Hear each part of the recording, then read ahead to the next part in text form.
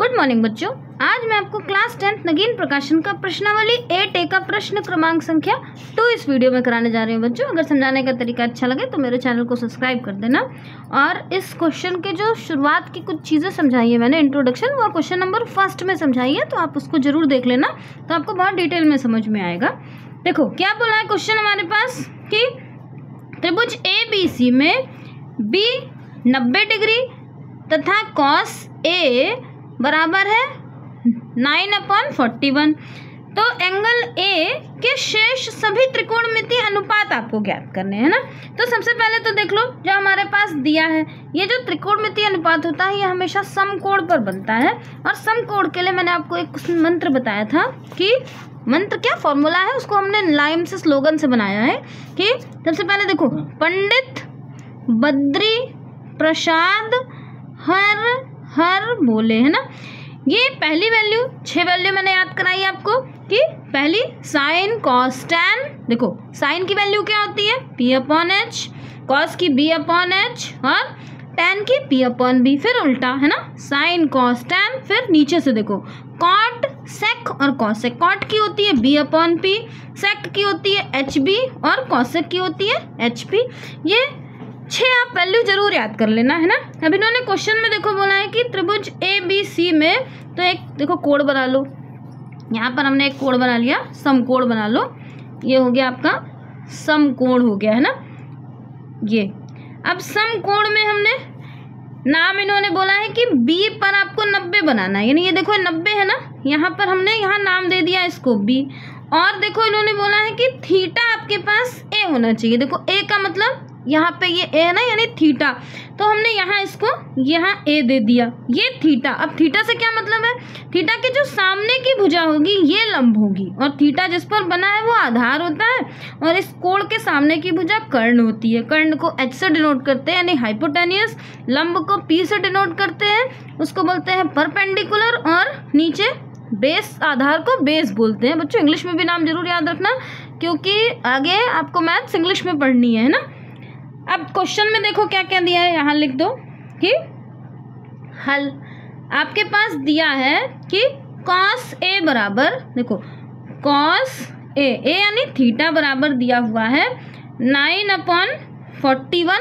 अब इसमें देखो ये किसकी वैल्यू है, ऐसे देखो साइन की ये हो गई, cos की यानी B/H, तो ये किसकी वैल्यू है आपकी, ये है आपकी B/H। अब इसमें देखो ये A B और ये C हो गया ना। B कौन सा है इसमें हमारा, B हमारा ये नीचे का है, तो B की वैल्यू हो गई यहाँ पर 9, और H हमारे पास ये सामने है ना, H की वैल्यू हो गई 41। इसको आप ऐसे भी लिख सकते हो कि ये बराबर में B बराबर कितना है, B को हम AB बोलेंगे, है ना। देखो ये AB की वैल्यू है, ये B बराबर ये AB है, और आपके पास H कितना है AC, तो बटे में AC, ठीक, आप ऐसे लिख देना उसमें पूरा। अब तीसरी भुजा हमें परपेंडिकुलर निकालनी है, परपेंडिकुलर को आप पाइथागोरस थ्योरम से निकाल लो, यहाँ लिख दो पाइथागोरस प्रमेय द्वारा। पाइथागोरस प्रमेय का फॉर्मूला होता है आपका, यहाँ नीचे लिख दे रही हूँ, देखो कि कर्ण का स्क्वायर, ये इसी रूप में आपको लिखना ही लिखना है ना, ये इधर उधर कुछ नहीं होगा, जो भी निकालना होगा वो चेंज होगा, लेकिन फॉर्मूला यही होता है, कर्ण का स्क्वायर और आधार का स्क्वायर प्लस लंब का स्क्वायर। ये फॉर्मूला आपका यही रहता है। अगर कर्ण नहीं निकालना है, आधार या लंब निकालना है, तो उसको इधर करके माइनस कर देते हैं, कर्ण निकालना रहता है तो कर्ण को प्लस करते हैं।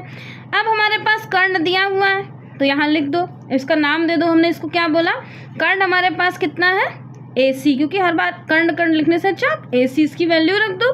आधार की वैल्यू हमारे पास है AB का स्क्वायर, लंब की वैल्यू है हमारी BC का स्क्वायर, है ना, वैल्यू रख देते हैं। AC हमारे पास है 41 का स्क्वायर, AB 9 का स्क्वायर, देखो ये AB की वैल्यू हमारे पास है 9 का स्क्वायर, और BC हमारे पास नहीं है, है ना, तो BC को आप ऐसे बाहर लिख दो BC।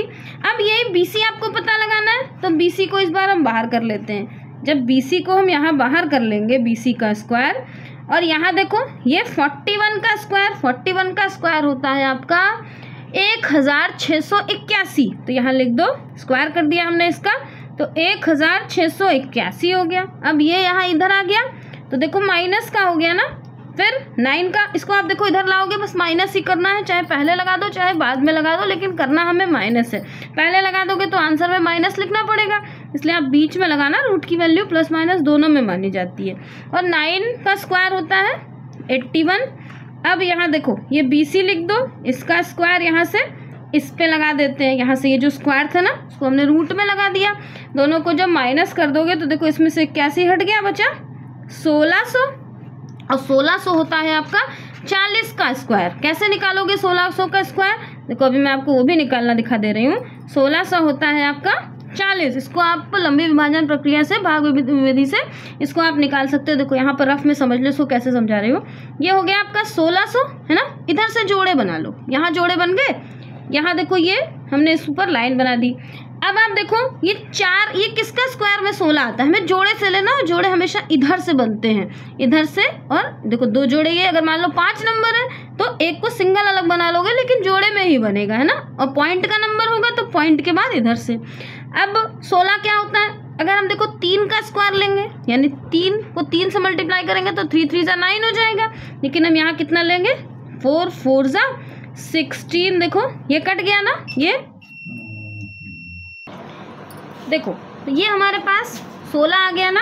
यानी अब इसको, और ये जो 2 जीरो बचे, इन दोनों जीरो में से एक जीरो आप यहाँ लगा दो, तो इसका मतलब पता चल गया कि 1600 है जो 40 का स्क्वायर है ना।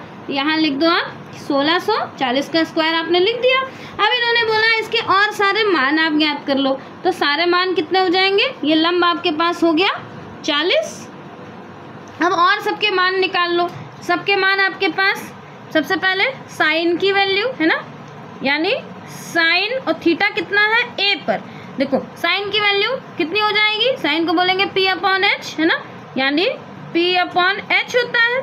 p की वैल्यू कितनी है इसमें, देखो आपने इसमें देखो p की वैल्यू, p यानी ये परपेंडिकुलर है ना, तो p की वैल्यू हो गई हमारी 40 और h की वैल्यू 41। सबसे पहले तो यहाँ लिख दो, ये p की वैल्यू हो गई हमारी 40 और h की वैल्यू हो गई 41। साइन के बाद कॉस थीटा, कॉस की वैल्यू होती है b/h। b देखो यहाँ पर कितना है, b हमारे पास नीचे ये है, ये b 9 और h है हमारे पास 41, तो यहाँ लिख दो। यानी ये होती है हमारी b और h। b हमारे पास है 9 और दूसरा है 41। फिर साइन कॉस और tan, देखो tan थीटा, tan की वैल्यू कितनी होती है, tan आपके पास देखो p/b, p की वैल्यू कितनी है 40 और b हमारे पास 9, यहाँ लिख दो। यानी ये हो गया p और b, यानी 40/9 हो गया। फिर देखो साइन कॉस टैन, फिर कॉट थीटा, कॉट की वैल्यू bp, यहाँ bp हो गई। b की वैल्यू कितनी है, b हमारे पास आया 9 और b हमारे पास आया 9 और p आया 40, है ना ये। फिर साइन कॉस टैन कॉट, फिर सेक, देखो सेक थीटा हो गया हमारे पास h और बटे में b। यहाँ देखो अब h की वैल्यू 41 और b आया हमारे पास, यानी आधार 9 आ गया। फिर कॉसेक थीटा पर देखो, कॉसेक की वैल्यू कितनी क्या होती है, वो होती है h और p। h की वैल्यू आई हमारी 41 और p है हमारा है 40। इन्होंने सारे मान पूछे थे, यही सारे मान इसके हैं। बच्चों अगर समझाने का तरीका अच्छा लगे, समझ में आए, तो मेरे चैनल को सब्सक्राइब जरूर कर देना। मैं नगीन प्रकाशन के सारे क्वेश्चंस आपको ऐसे ही देती रहूँगी और ज़्यादा से ज़्यादा मेरे चैनल को शेयर जरूर करना। बाय बच्चों।